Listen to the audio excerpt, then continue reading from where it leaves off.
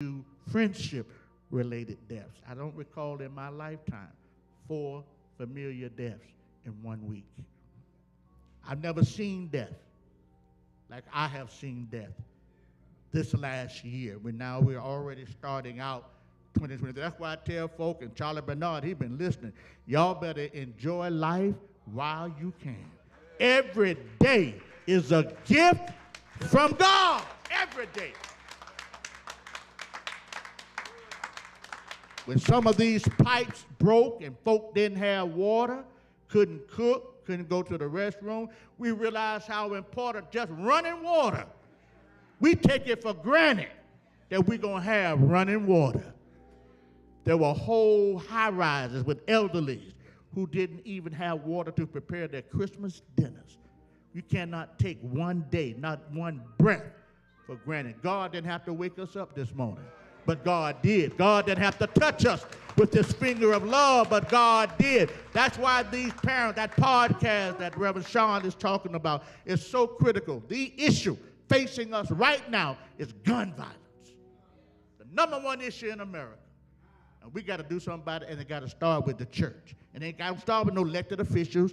It ain't going to start with no law enforcement. They got to be involved, but it's got to start. The moral foundation, the moral calling has to be from the church. And I don't know no better church than the black church. So we got to get off it, start doing more than talking.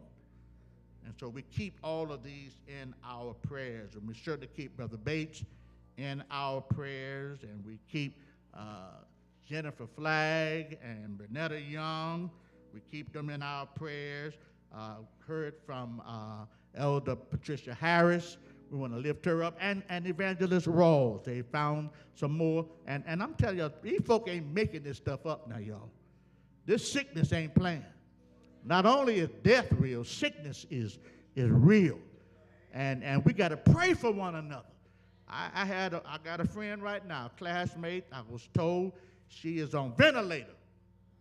And she's one of those, she didn't want too many people to know that she's in the hospital, and I respect that. You tell me don't tell nobody, Rev Mac, I ain't gonna tell nobody. But I can tell y'all right now, Rev Mac gets sick, I'm gonna tell everybody. And I want y'all to tell everybody. And I want y'all to pray for Rev Mac recovery. Now, I ain't putting nobody, but I respect that, so I didn't even call her name, because that's what her wish is. But we need to